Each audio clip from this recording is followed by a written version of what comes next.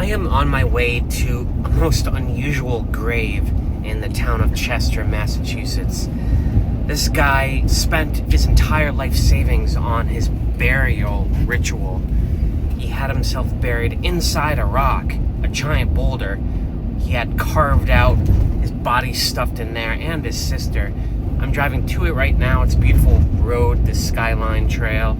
As you can see, this place is pretty remote. There's no marker to the trail or anything. You just kind of have to use your best judgment. I would not come here unless you've done some studying ahead of time. And I think I'm gonna bring a headlamp too. It is gonna get dark soon, and this is in a very remote area. I think it's about a mile into the woods. So there is a little clearing back there you can see to park your car, but I'll give you guys a tip. The trail does not start there. It's about 500 feet downhill. This little Jeep path off to the right here is the start of the trail. There are no footprints here in the snow except for some animal markings. So I'll give you the story behind this guy, Hiram Smith, whose grave we're going to.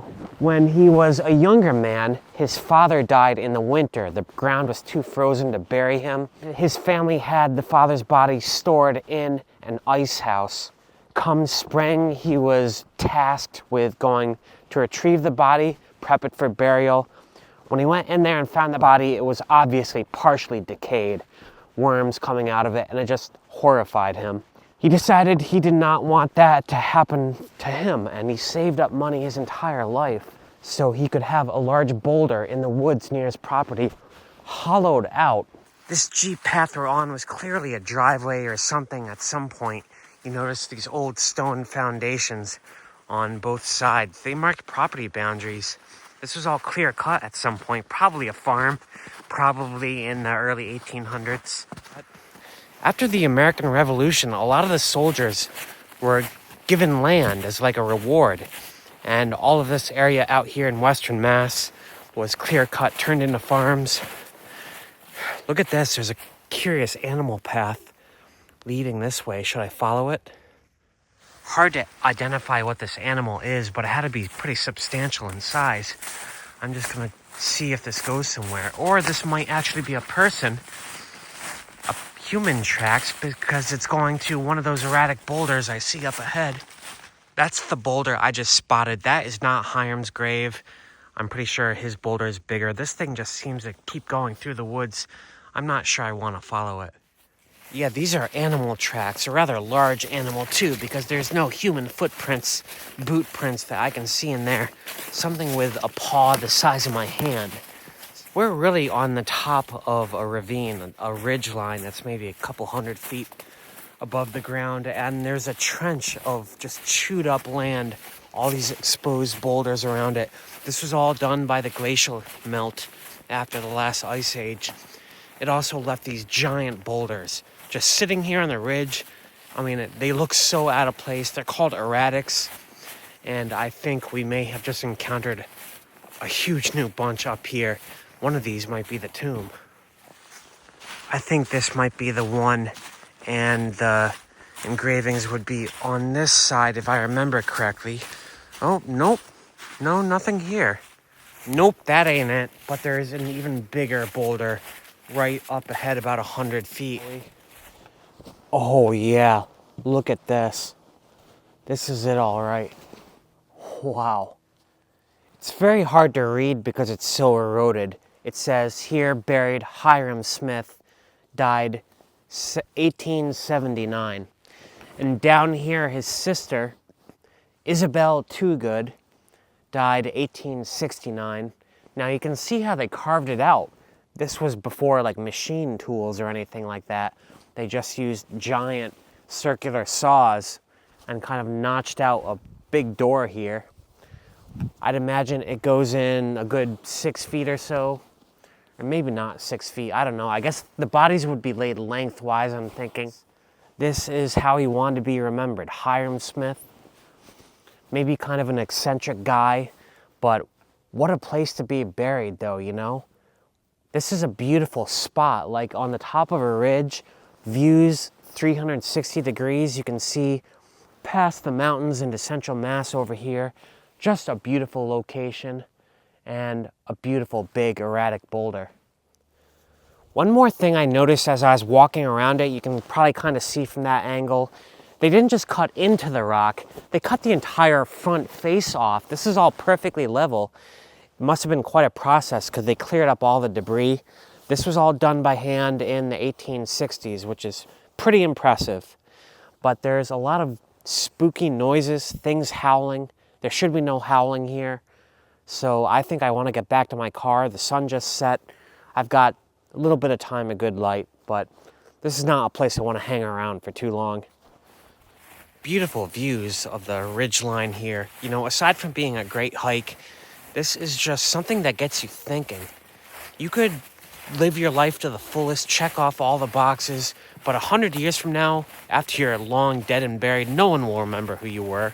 You're just a nobody. But this guy, he will be remembered just because of this one thing. People come and visit him and make YouTube videos about him every year now. Just something worth thinking about. Anyway, animals are starting to go nuts. I can feel the temperature dropping. Not sure where I'm gonna sleep tonight. Once it gets dark, I start getting worried about sleeping spots. I do live in my van, if you're new to my channel, and I have to find a new place to sleep every night. Not gonna sleep here though. This place just gives me the creeps.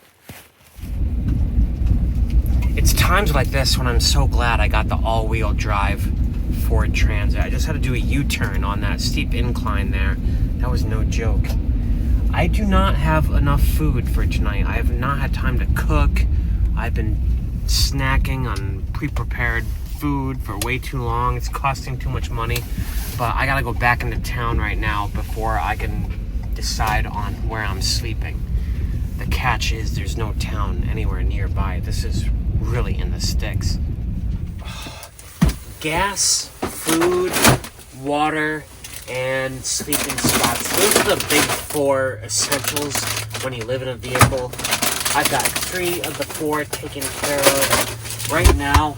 I'll figure out the sleep situation in a bit, but first I want to show you guys something. You might see red speckles all over the floor, all over my fridge, the countertop maybe.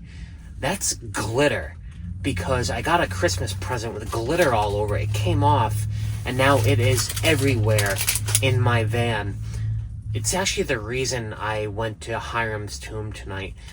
I was just thinking of like the permanence of things, and one thought led to another. So I've got to get rid of all this glitter. I'm not sure how. There's a car wash here, but the vacuums were disabled last time I checked. I can't stand it. It's starting to get in my food, in my hair, on my face. It wasn't even that much glitter, but it is everywhere. So I'm having like an analogous life to Hiram Smith right now. I don't know what I'm talking about. I got a glitter problem. I'm going to worry about that tomorrow. Right now, I got to find a place to sleep. When I was driving to Hiram's tomb tonight, I noticed a lot of dirt roads going off into the woods past where I drove through. I want to try to explore one of those. One of them looked pretty promising. Promising because the road looked totally unmaintained, like terrible for a regular car to go on, but good for me to go on. Yeah, no idea where this goes, but it's definitely worth investigating. Other cars have been here, obviously. I feel like I've gone past the point of no return. There's so many overhanging branches here. Yeah, you see that? Thank God I have my amber light so I can actually see here. This is right next to a river. It's a boat launch site, I think. And there's plenty of tracks here, but I don't think anyone's going to be coming down here. You got to have some clearance and big tires to come here. So I think I'm going to try camping here tonight. If someone wants to come find me, give me a hard time tonight, they're going to need some serious ground clearance and tires. My lift kit on this thing and my big Falcon tires are my secret weapon. But that's not what I want to talk about this evening. I need to talk about the glitter problem in my van. Now, I have wiped down like every surface multiple times with wet wipes, trying to get as much glitter as I can, but it keeps coming back. I notice it like in situations like now when the lights are dim. All it takes is one glitter to cast a little shimmer in the darkness, and I see it everywhere. I'm starting to get really tired of it because I try so hard to keep it clean in here. Yeah, so I need to find a vacuum tomorrow and get rid of this glitter, because this is going to be like my Hiram's tomb. The permanence of this glitter, it will be here after I die unless I do something. So this video, I can't end the video here. I'm going to clean this up tomorrow. 2 channels started. My plan for the glitter thing is twofold. I'm going to go to a car wash that I think has at least one working vacuum. The same one I went to before. I need quarters for that. There's a laundromat nearby. I think I'm going to do my laundry too. A bunch of my clothes have glitter embedded in it, however that happens, so I need to do laundry anyway. Does glitter even come out in the laundry? Probably not. I'm probably just grinding it in even further, but I needed to do laundry anyway, and I'm getting quarters.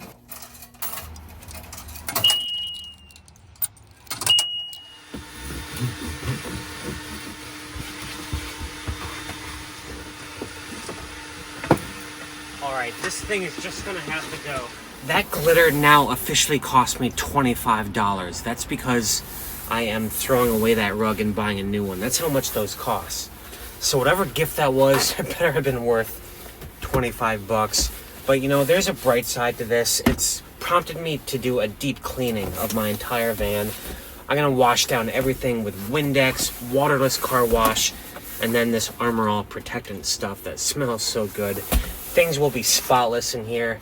I don't know how glitter will survive this at all, but we'll see at the end. I'll do a tour of my spick and span, hopefully glitter-free van.